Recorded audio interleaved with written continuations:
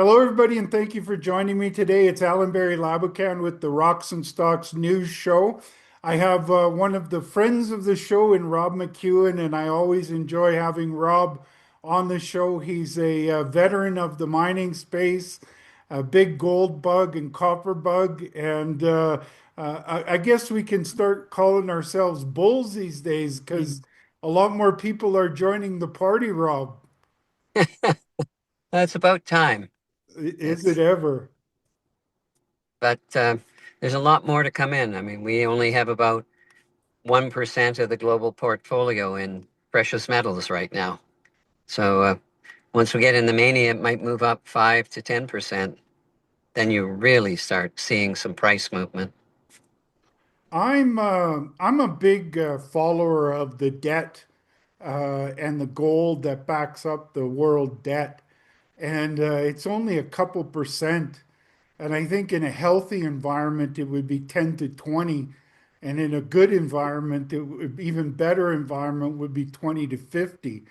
I just can't see how this debt situation cannot result in gold going a lot higher. What are your thoughts on that, Rob? I'm right with you. It's heading higher. Easy money and a lot of indebtedness. It's a prescription for a higher gold price. You know, when gold was at in the 80s, when it ran up, or early 80s, 70s, and 80s, when it ran up there, the debt was only in the United States about 600 billion. Now it's 37 trillion, and they still own the same amount of gold, allegedly. You think they're going to do an audit? No, I think too much of it's borrowed out. Uh, What do well, you maybe Goldfinger made it radioactive, and that's why they can't lend it, maybe. I don't know about that. I just don't see them doing it. What do you think? Do you think they'll audit it? Well, I know Trump was pushing for an audit at one point. I think it'd be useful to find out if it really is there. And there are a number of foreign nationals that have money stored there. Um, I like the way Germany, you call it. Germany, France. I like the way you call it money. Not everybody looks at gold as money, but it's the soundest money that you can find out there. Exactly. Yeah, gold is money. More of the central bankers are realizing that, and you know, a lot has been made recently of the gold overtaking the euro to be second place of reserves of the central bankers. But what I don't think is well understood is the gains it's making against the U.S. dollar. The US dollar has gone from about 60% down to 45, 47%. So it's making inroads against the US dollar as well. That interesting. People are well, the- people are looking at the dollar and not trusting the US to contain the money supply. And the and as you said, the debt is measured in trillions of dollars, not billions today. And Enough reason to be concerned. and only going up. You know, you got the cost of servicing the debt is now out of control. And this latest budget, the big spending bill, is going to make the debt grow even more. And I think there's a problem going to arise with the amount of buyers, if there will be enough buyers to support that Ponzi scheme. We'll have to see the next election. With all the global conflict, there might be a few people not wanting to buy U.S. treasuries as well. So, And they seem to want a weaker dollar. They talk about the the the world's reserve currency, but the US seems to want a lower dollar. well, it makes people, it's cheaper to buy U.S. made goods then, isn't it? But the So U.S.'s economy is built on imports, not exports. So I don't, it doesn't, it's beyond me, above my pay grade, Rob. And what's your thoughts on copper these days, Rob? I'm seeing a lot of reports. I know this doesn't affect your project, but I see a lot of the smelters are having difficulty getting enough supply, and they're actually paying companies to send to their smelters. I've seen that as well. Um, it doesn't seem to be a good time to own a smelter. Just there seems to be a, they have a lot of demand for product and it's not coming. Uh, but copper is, I mean, is trading what 446 right now. Yeah, somewhere around there. Yeah, so it looks like it's heading higher, and it will if the dollar goes lower, as will the price of almost every other commodity. The futures is at 491 at the moment. Hmm. Well, that would help the copper project we have. Yeah, I personally I think that there's a lot of supply issues with copper, and really to incentivize and change that scenario needs a lot higher copper price. How much higher? I think double where it is right now to incentivize copper production. That would be interesting if we could produce close to, yeah, close to 400 million pounds of copper a year, copper cathode, and you went to $8 a pound. I That's like I like and those it was at numbers. 5% gross margin. Yeah. Rob, one of the catalysts for your copper project, held by McEwen Copper, which is 46% owned by McEwen Mining, is your feasibility study that you're working on. Why don't you refresh our audience about what numbers were used when you did your last economic assessment on that project? We use 375 copper price, uh, and we were looking at producing 180,000 tons of copper cathode a year uh, at $1.07 and an all-in cost of just under $1.60.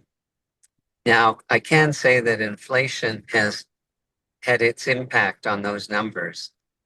Uh, and so we're still working on them, but suffice to say that the CapEx is going to be higher, as will be the OpEx on a per pound basis. But So it's, your copper price will also be uh, almost 30% higher. yes, yes, we'll probably be using well, not 30, but $4 or four, so it'll be 50 cents higher than the 375. Will you also include But some sensitivity tables in there, Rob, as to, what this looks like on current prices, or is there limits on what you can use? um, well, I was hoping we'd do that. We'd show what we our revenue would be if there was a lower copper price or a higher copper price. So you'd have that sensitivity range in there. You might go up to $5 copper and down to $3 or 350 copper, um, just to give the reader a sense of the leverage that's involved. Right. And is that still on schedule for the first half or early third quarter of this year? It's looking like so. What's that, Rob? You cut out there for a Yeah. second. Oh, sorry, Alan. It looks like early third quarter, Early third right? quarter. Okay, so right around the corner. Just around the corner. Yes, Yeah, sir. perfect. And as an ardent gold bull like I am, Rob, and you are as well, you're making headways on a new mine. You've cut the at it and you're starting to ramp down to the mineralization at your stock mine. That's correct. The Stock Mine was a former producer, short life, mine down to 300 meters. Um, we so the mill is on site, and that mill we've been using since we started. But we were mining over at Black Fox and the Fru mine, which joined Black Fox. So it's about a 30-kilometer, 25-mile haul, and we won't be doing that because we're going right under the mill at Stock. And there are three deposits, the east, the main, and the west at Stock. And the benefits are threefold. One, as I said, we're not transporting the gold any longer, or will not be, and saving ourselves 35-kilometer haul or $10 a ton. The ore is softer, so we're going to be able to have a larger throughput in the mill. Um, and probably the biggest impact is going to be over at Froome and Black Fox. We had a metal stream that had been put on by the previous owners that caused us to sell our 8% of our gold at $650 an ounce. Yikes. So there's a was a big opportunity cost that's going to disappear. Um, so we'll be producing probably more gold and keeping more of the revenue. And the ore at Stock is supposed to be softer than the ore that we've been mining to date. And the implication of that is you can put more material through the mill, process more during the same time. So in theory, if you had the same grade, you're going to be producing that much more gold. So more gold, more revenue, and lower cost. That has a double effect because you lose the profit you would have made on that. Plus, you are almost losing money producing that. So you kind of Yeah. lose the opportunity of selling it at the high price. Plus, it cost you more to get it out of there. Well, that's why I've never liked streams or royalties that people put on their properties because it's taking away a lot of the flexibility and the resilience of an operation should the price drop for a period of time. But yeah, here, I mean, if gold's at $3,300 an ounce and we're selling it at 600, I mean, that's just 20, there's quite a margin in there, like And it, $2,700 an ounce. and if you're producing it at 1,500, well, you lose money producing it as well. That's right. That's So right. you're really working hard for those streamers. Well, it seems a lot of people didn't really think about, or they weren't convinced the price of gold was going higher. So they said, well, let's sell a stream. But these streams of royalties stay on the property for life, unless you move your property to one that doesn't have a stream, which we're doing. So this is quite exciting for me, Rob, because it sounds to me like when I look at a junior gold miner or any gold miner for that matter, I like to see increases in production and decreases in cost of production. And that's what We it all, sounds like stock will do for you. yes, that's right. Um, and we just had our annual meeting last week.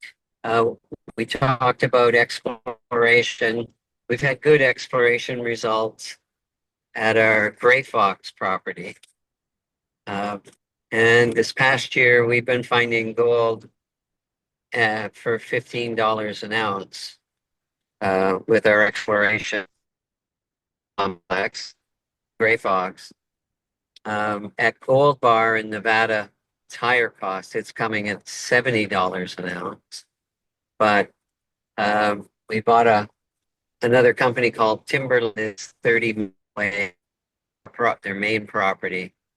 Uh, we're exploring. Oh, that'll be a source of additional production for Gold Bar.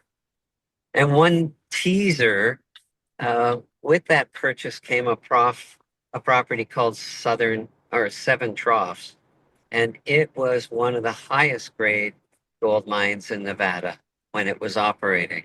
Um, and it was mining better than 1 ounce a ton as its grade. So we're doing mapping of that, and the mining on it stopped because of inflows of water.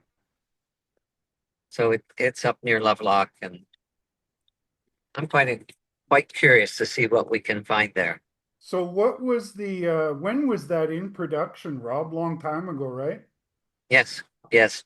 Sorry, I don't have that number, the date offhand, but uh, Decades, right? but I'll get it to it. Yes, decades ago. Okay. And so that sort of issue is not really an issue as much as it used to be. No, you've got pumps to deal with water these days. Well,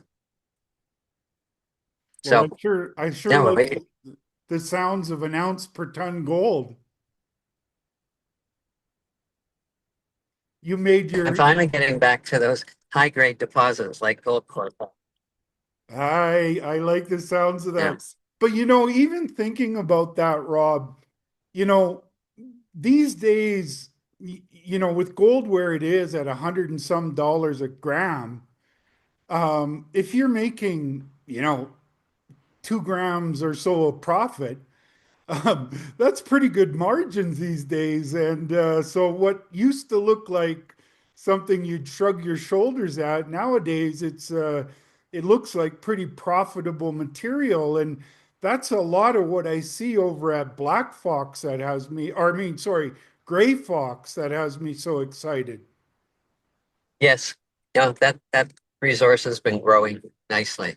Um, so Alan, somewhere I'm in a car right now, and Yes. somewhere around where I am, the cell reception seems to disappear. So if you hear me go silent, it's because I've gone into that dead zone. But Okay. I'll wrap it up if that happens. But before I let you go, Rob, I like to look at how I value companies.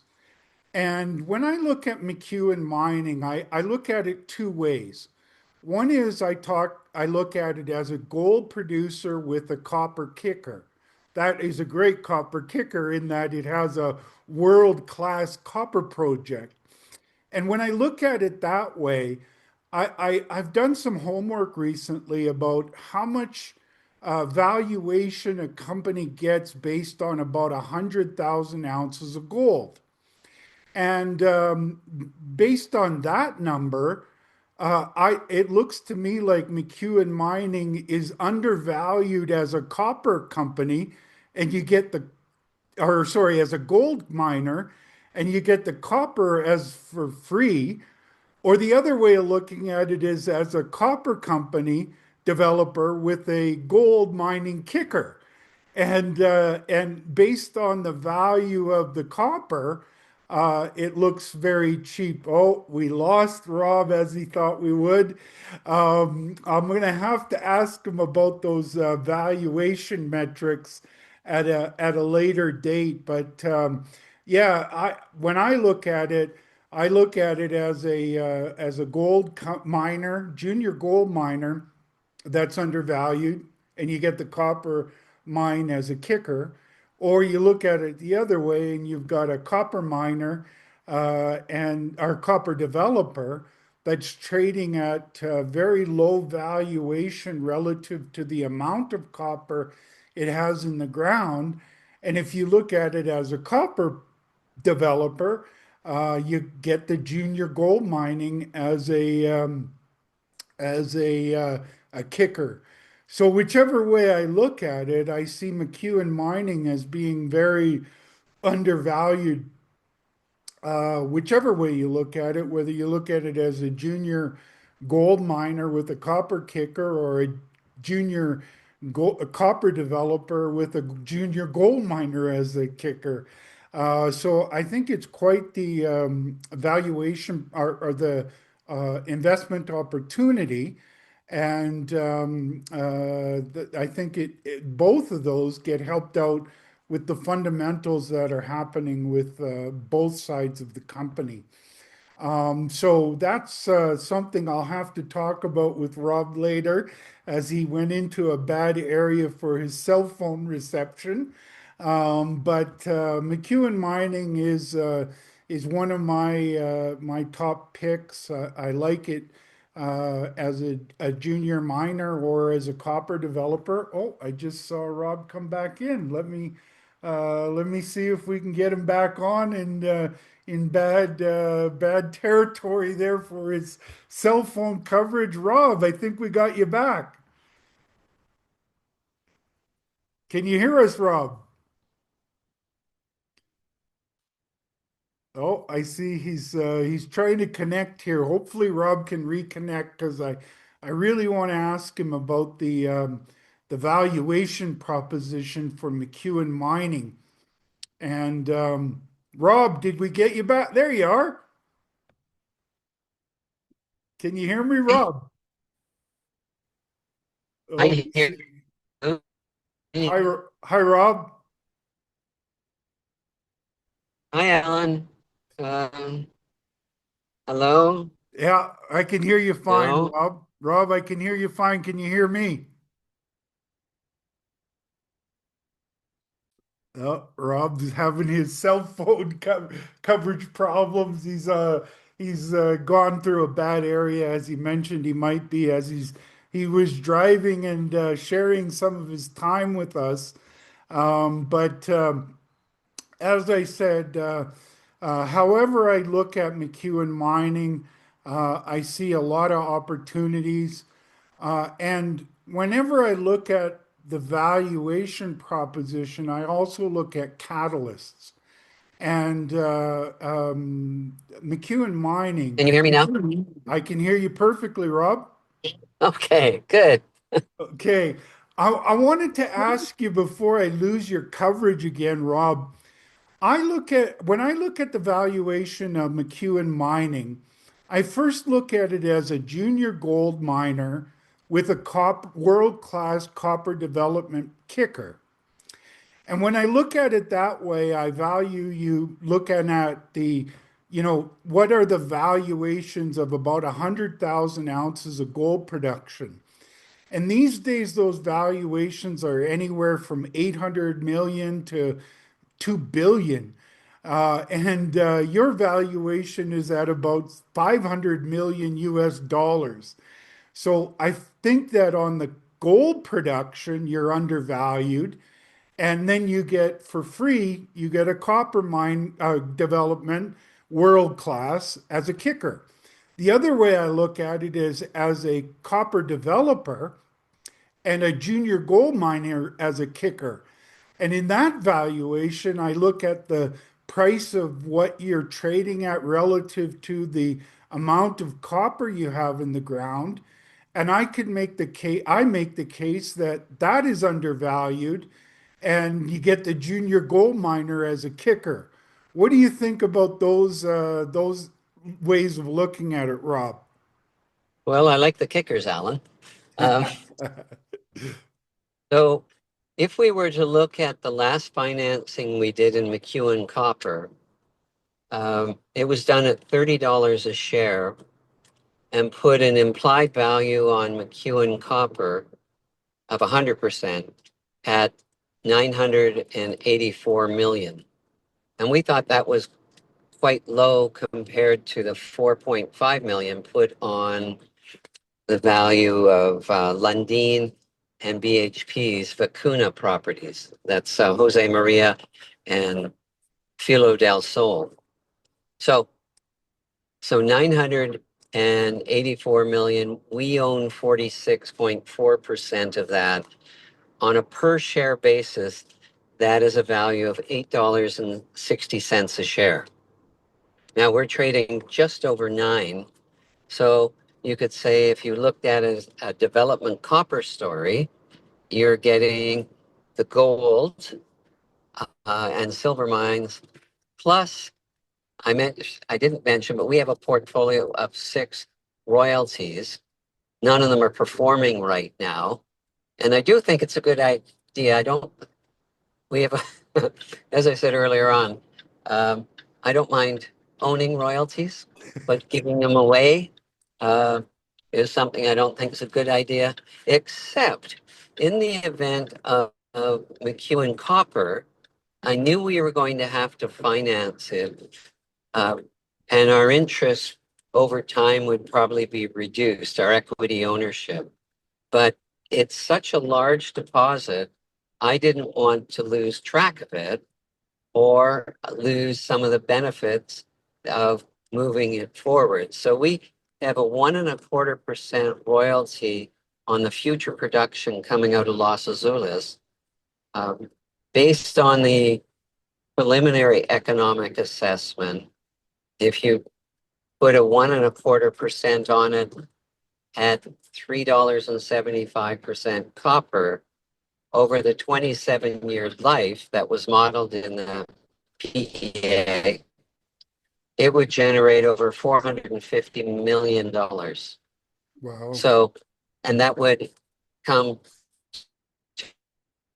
Directly to McEwen Mining. on Nev Gold, yes, directly to McEwen Mining. So there's 6 royalties. They're mainly Nevada. There's one up by Fireweed up in the Yukon, a base metal. And so those we've just valued in, there are 3 parts to McEwen Mining. The copper project, 46%, the royalties, 6 royalties, plus the gold and silver assets, 3 operating mines, 1 in care and maintenance. So you get the copper basically when you buy a share in the market today, and you get the gold and the royalty thrown in for free. When we've done our internal calculations, we have a low price of $17 a share and a high price of over $50 a share. And Wow. that's just looking at the peer group of the gold and silver assets, which you were going along that line on, what they're trading at. And just at one point, we traded at a 50% premium to market. For the low, we used a 50% discount. The royalty portfolio, we just valued at 35 cents or 65 cents on the dollar. Uh, so I think there's a lot of value there. And it was, people were starting to realize it as we brought in some major global players into the copper. Stellantis, the 6th largest car manufacturer in the world, is an 18% shareholder.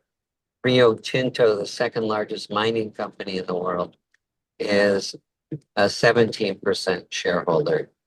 So we've got some global recognition of the size of this deposit.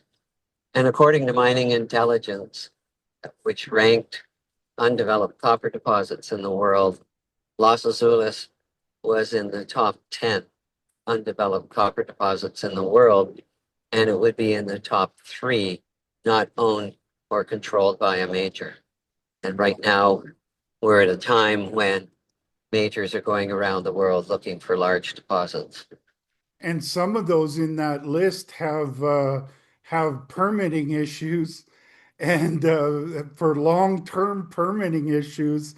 And you guys are also in the lowest cost quartile, which is quite impressive as well.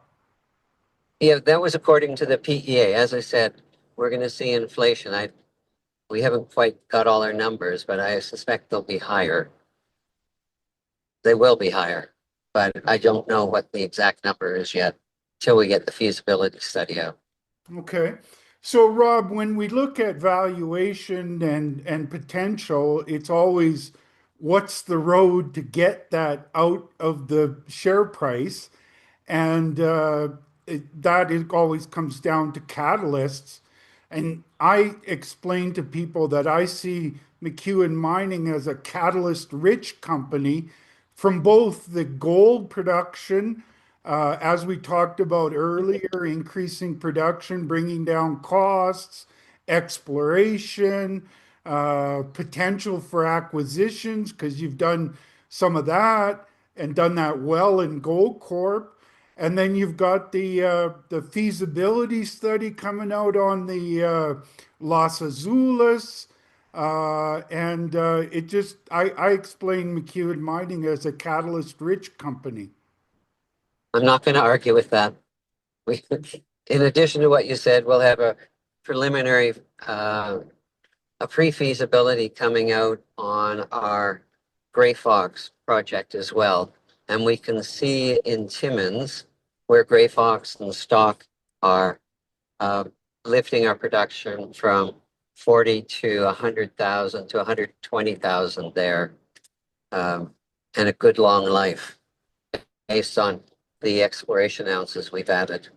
Plus, you've got the other production as well, right? So that Yes, can get you closer to a couple 100,000 ounces, yes. if I'm calculating things right. Yeah, we're looking at about 220,000 ounces by 2030. Wow. And that would be around the time that you might have the construction of Los Azules underway. Oh, well, by 2030, we hope to be starting production at Los Azules. Wow. McEwen Mining sure has a good outlook, Rob. Thank you for thinking so. Well, I know you're going through a bad area, Rob, so I'm going to close it off now. And I really want to thank you for your time on behalf of my audience because I think of you as a mentor, Rob, and I also have watched your career over the years from the Gold Corp days and your success as an investor in the sector. And I think you bring a lot of great insights to my audience. So thank you very much for spending some time with us. We'll have to do it again soon. Thank you, Alan. Happy to do so, and apologize to your listeners for the interruption that occurred today. Bye. I made up for it. I filled in nicely, Rob, and I'll get this out to the audience. And again, thank you very much. Drive safely, and we'll talk to you soon. Very good. Be well. Okay, thanks, Rob. So there you go, Bye. folks. And again, in McEwen Mining, however you cut it, I see a lot of value, unrealized value in the company, and that always comes down to unlocking that value, and that's the catalyst side of the business. And they have a lot of catalysts. They got a new mine coming into production for the gold side of things. They got great exploration potential on the gold side of things. They've got the feasibility study coming out on the copper development project. It already ranks as one of the best undeveloped copper projects in the world. And as Rob said, one of only three in the top echelon that are owned by a junior. So lots of catalysts, lots of value. Rob's working hard. I think his whole team is working, doing great work. And I expect to see a lot of great news out of the company in the not too distant future. And on that note, as always, my shows are for information purposes only. It's important for you to speak with your financial advisors before making any investment decisions. Spend some time going to their website and looking at their corporate presentations. They got lots of information on there for you to do your homework. And I think if you do that homework, you'll come up with similar conclusions as I and Rob think about the company. So, on that note, have a great day and we will talk to you soon.